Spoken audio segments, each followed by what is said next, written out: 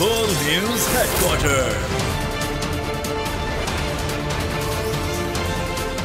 अस्सलाम वालेकुम। बोल न्यूज हेडक्वार्टर्स में खुशामदीद। मैं हूँ महविश निसार। मैं हूँ फराज अहमद और मैं हूँ आपके साथ अनम जुल्फिकार। हेडलाइंस आप जान चुके हैं, बुलेटिन में बात करेंगे। छोटे मियाँ बड़ा फैसला, डार को अल्लाह याद आया, अफजल अफनान की लड़ाई, बड़ा जख्म छोटी पट्टी, और डॉगी के डॉज।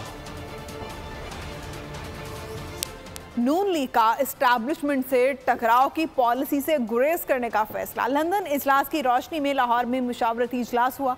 शहबाज शरीफ कहते हैं मईशत की बहाली, कौमी इत्तेहाद और दहशतगर्दी का खात्मा अवलीन एजेंडा है। मौशी अंधेरे मिटाना, आवाम को रिलीफ दिलाना, यही नवाज शरीफ का एजेंडा होगा। नून लीग का एस्टैब्लिशमेंट से टकराव की पॉलिसी से गुरेज करने का फैसला। लंदन में साबिक वज़ीर आज़म शहबाज शरीफ और साबिक वज़ीर ख़जाना इसहाक़ डार की नवाज शरीफ से मुलाकातें। मीटिंग्स में इत्तफाक किया गया कि पार्टी इंतकामी सियासत से गुरेज करेगी और मुआशी एजेंडे पर फोकस किया जाएगा। इन इजलासों में मौजूदा हालात को इंतकामी सियासत का नतीजा करार देते हुए मुस्तक़बिल में मुफाहमत बढ़ाने का फैसला किया गया। लंदन पॉलिसी की रोशनी में सदर नून लीग शहबाज शरीफ का लाहौर में क़यादत के साथ मुशावरती इजलास में नवाज शरीफ की 21 अक्टूबर को आमद पर इस्तकबाल की तैयारियों का जायजा लिया गया। शहबाज शरीफ ने चीफ ऑर्गेनाइजर मरीम नवाज शरीफ, दीगर अहदेदारों और रहनुमाओं को पार्टी को फ़ाल और मुतहरिक करने पर शाबाशी दी और अब तक के इक़दामात को सराहा। साबिक वज़ीर ख़जाना इसहाक़ डार लंदन में 2 हफ्ते क़याम के बाद पाकिस्तान के लिए रवाना हो गए।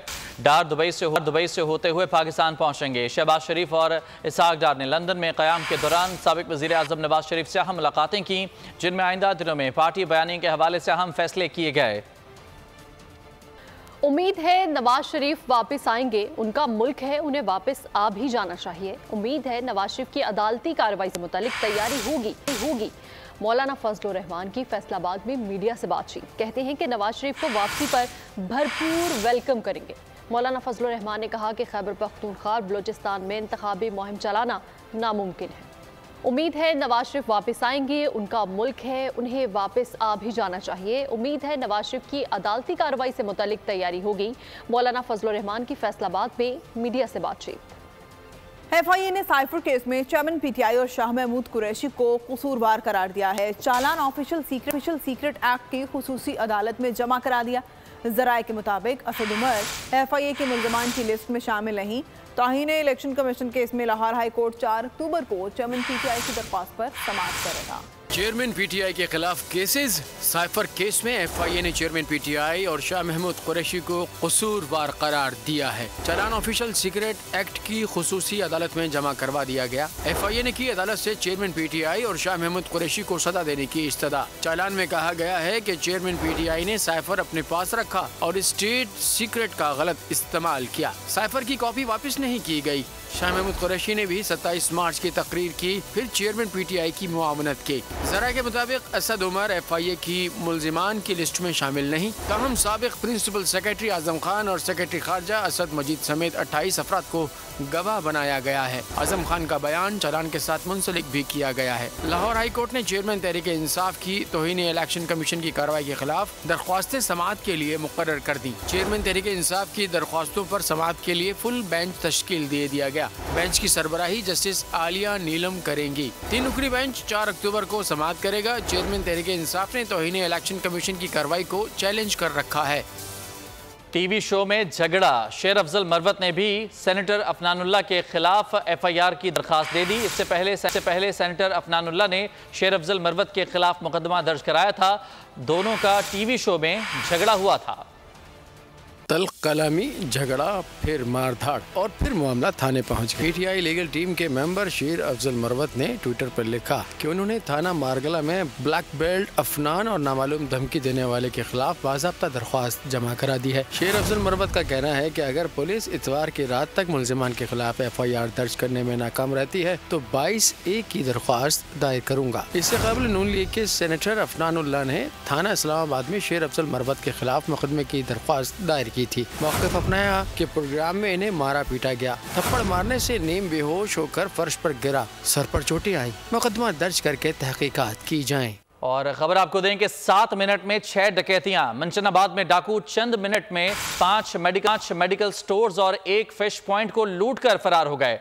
कई वारदातों की सीसीटीवी फुटेज बोल न्यूज ने हासिल कर ली है। नकाब पोश डाकू को एक मोटरसाइकिल भी साथ ले गए। मजीद जानते हैं सरफराज अहमद से। सरफराज, बताइए, कुछ ही मिनट में डकैती की वारदातें हुई हैं, क्या तफसीलात हैं? जी बिल्कुल, शहर में यके बाद देख रहे डकैती की 6 वारदातें सरेआम शहर में डकैतों ने निस्फ दर्जन से ज्यादा जो वारदातें वो की हैं। शहर के मुख्तलिफ इलाकों में 30 मिनट के अंदर अंदर 6 मुख्तलिफ मकामात पर डकैती की वारदातें हुई हैं।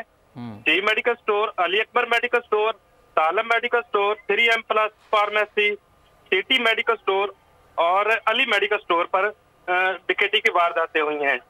3 डाकू ने हुंडा 125 पर मुख्तलिफ मकामात पर डकैती करके शहर में खौफ रात फैलाया और वहां मौके से फरार हो गए हैं। जी ठीक, बहुत शुक्रिया आपके लिए सरफराज। और आपको खबर दें कि कराची के इलाके सोहराब गोट ईदी सर्द खाने के करीब मदरसे के बाहर फायरिंग। वाक़े की सीसीटीवी फुटेज सामने आ चुकी है। फुटेज में मदरसे के बच्चों को गुजरते देखा जा सकता है। नामालूम मुलज़िमान फायरिंग करके फरार हो गए। एक बच्चा और शहरी फायरिंग की जद में आ गए। फायरिंग के बाद भगदड़ मच गई। बच्चे खौफजदा होकर भागने लगे। सीसीटीवी में 125 मोटरसाइकिल पर सवार मुलज़िमान देखा जा सकता है। आपको बता रहे हैं कि कराची का ये इलाका है सोहराब गोट, जहां ईदी सर्द खाने के करीब मदरसे के बाहर फायरिंग हुई है। वाक़े की सीसीटीवी फुटेज सामने आ चुकी है। फुटेज में मदरसे के बच्चों को गुजरते देखा जा सकता है। नामालूम मुलज़िमान फायरिंग करके फरार हो गए। एक बच्चा और शहरी फायरिंग के जद में आ गए। फायरिंग के बाद भगदड़ मच गई। बच्चे खौफजदा होकर भागने लगे। सीसीटीवी फुटेज में 125 पर मोटरसाइकिल पर सवार मुलज़िमान को भी देखा जा सकता है। सालिक शाह हमारे साथ मौजूद हैं, मज़ीद तफसीलात उनसे जान लेते हैं। जी सालिक शाह, बताइएगा ये वाक़या किस तरह पेश आया और फायरिंग किस तरह हुई? ये बिल्कुल, ये टारगेट किलिंग का वाकया पेश आया है सोहराब गोट एरिया सरखाने के करीब, जहाँ मदरसे के बाहर फायरिंग की गई है मोटरसाइकिल मुसल्लम मुसलमान की जानिब से, जिसके नतीजे में जामा मस्जिद के जो पेश इमाम हैं कहें कैसर फारूक, उनकी हलाकत का वाकया पेश आया। जबकि इस फायरिंग के नतीजे में मदरसे के तालिब इल्म भी जख्मी होते जिनको बाकी अस्पताल पहुंचाया गया था। पुलिस हुकाम का ये कहना है कि वाकया टारगेट किलिंग का शाख्साना लगता है, जो शहर में गुज़श्ता कुछ अर्से के दौरान हमने देखा है कि मुख्तलिफ वाकयात में जो है मजहबी उलमा और उनको जो टारगेट किया गया था मुख्तलिफ काम को, तो ठीक है। और खबर शामिल करते हैं हंगू दुआबा में पुलिस स्टेशन और मस्जिद में धमाके। हमलावरों की सीसीटीवी फुटेज सामने आ गई। दोनों हमलावर मोटरसाइकिल पर सवार होकर आए थे। खुदकुश बमबारों ने चादरें लपेट रखी थी। वीडियो में नजर आने वाले दोनों अफराद खुदकुश हमलावर थे, पुलिस ने कर दी। और बड़ी चोट पर छोटी पट्टी। अवाम ने पेट्रोलियम मसनूआत की कीमतों में मुमकिन कमी के इम्कान को ऐलान से पहले ही मुस्तरद कर दिया है। कहते हैं कि कम आलमी मंडी के मुताबिक पेट्रोल के फी लीटर नरखों में कम से कम 150 रुपये तक कम किए जाएं। ना हुकूमत रिलीफ दे सकती है, देना चाहिए, क्योंकि इस वक्त बहुत ज़्यादा महंगाई का बोझ है पूरी आवाम पे। पेट्रोल की कीमत पहले ही इन्होंने इतनी बढ़ाई हुई है, कम से कम गरीब आदमी को 100 रुपया तो कम करनी चाहिए ना। 250 तक होना चाहिए, क्योंकि महंगाई बहुत हो रही है ना, आवाम परेशान है। आवाम के लिए तो जितना कम होगा उतना फायदा है, मगर कम से कम 50 तो कम करना चाहिए। हमारे लिए 160-170 रुपए का होना चाहिए, कम से कम 25 रुपए कम होने चाहिए। मैक्सिमम इनको चाहिए 5-6 नहीं 50 या 70 रुपए पेट्रोल कम करना चाहिए। भाई असी तो कहने हैं पेट्रोल होना चाहिए 200 रुपए लीटर होना चाहिए, 150 रुपए लीटर होना चाहिए, और ज्यादा से ज्यादा कम जो होकर 70-80 रुपए तो हमें रिलीफ मिले ना। मेरे ख्याल में कम से कम 50 रुपए कम करना चाहिए, ताकि गरीब पे कम से कम बोझ पड़े। मैं कहता हूँ कि मतलब फी लीटर में इस टाइम कम से कम कोई 100 रुपए की 150 के लगभग कोई कमी होनी चाहिए। पेट्रोल का प्राइस है ना, ये 200-220 से ऊपर नहीं जाना चाहिए, 200 तक होना चाहिए कम से कम। ये पेट्रोल जो है ना 200-190 तक आ जाएगा ना, फिर जो है ना तो आवाम सांस लेगा। अगर ये ज़्यादा ना भी करे ना तो कम से कम 200 रुपये तक लीटर होना चाहिए, कम से कम 150 तक कम होना चाहिए। हम तो कहते हैं कि कम से कम 150 रुपए पे लेके आना चाहिए। IMF का फेडरल बोर्ड ऑफ रेवेन्यू की कारकर्दगी पर इत्मीनान का इजहार। आलमी इदारे से मुज़ाकरात अक्टूबर के आखिरी हफ्ते में होने का इम्कान है। वज़ारत ख़ज़ाना किया है कि IMF से ऑनलाइन इजलास हुआ। IMF को बताया गया माली साल के पहले 3 माह में हदफ 19 खरब 80 अरब के मुकाबले में FBR ने 21 खरब रुपए टैक्स जमा कर लिया। अगले हफ्ते भी IMF को कारकर्दगी रिपोर्ट पेश की जाएगी। IMF को आगाह किया गया कि निगरान हुकूमत कोई नया टैक्स नहीं लगाएगी। सुप्रीम कोर्ट ने 25 से 30 सितंबर के दरमियान 257 मुकदमात के फैसले सुना दिए। तर्जुमान सुप्रीम कोर्ट के एलामिये में कहा गया है कि सुप्रीम कोर्ट में 25 सितंबर से 30 सितंबर को 4 नए मुकदमात का इंतराज हुआ। एलामिये में कहा गया है कि चीफ जस्टिस ऑफ पाकिस्तान और सुप्रीम कोर्ट जजेस अवाम को रिलीफ और ज़ेर इल्तवा मुकदमात की तादाद कम करने को पुरज़्म हैं। कराची एयरपोर्ट के केबल सिस्टम पर चूहों की यलगार। चूहों ने FIA इमिग्रेशन के सिस्टम को भी नहीं बख्शा।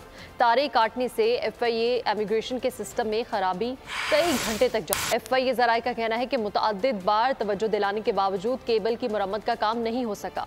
एयरपोर्ट मैनेजर के मुताबिक FIA अपनी डिवाइसेस की मदद से सिस्टम ऑपरेट कर रही है। जिस जगह से केबल मुतासिर हुई उस जगह का मुशाहदा किया जा रहा है। जहलुम में 3 दिन कबल 16 साला लड़की को अगवा के बाद ज्यादती का निशाना बनाने के केस में अहम पेशरफ्त हुई है। पुलिस ने मरकजी मुल्जिम आतिफ को गिरफ्तार कर लिया। दीगर 2 की गिरफ्तारी की कोशिश की जा रही है। मुल्जिमान ने लड़की को ज्यादती के बाद सड़क पर फेंक दिया था। पाकिस्तान के विकेट कीपर बल्लेबाज मोहम्मद रिजवान ने कहा है कि भारत में शानदार इस्तकबाल याद रहेगा। दुनिया भर में भारतीय फैंस पाकिस्तानी प्लेयर्स को प्यार देते हैं। एक इंटरव्यू में उन्होंने कहा कि भारतीय टीम जब पाकिस्तान आएगी तो हमारे फैंस भी उनका ऐसे ही इस्तकबाल करेंगे। इसके साथ ही बोल न्यूज़ हेडक्वार्टर्स तब तक के लिए इतना ही। ब्रेक के बाद हाजिर होंगे हेडलाइंस के साथ। मजीद खबरों और अपडेट्स के लिए विजिट कीजिए हमारी वेबसाइट bolnews.com और देखते रहिए बोल न्यूज़। सब्सक्राइब करें और बेल दबाएं ताकि कोई खबर रह न जाए।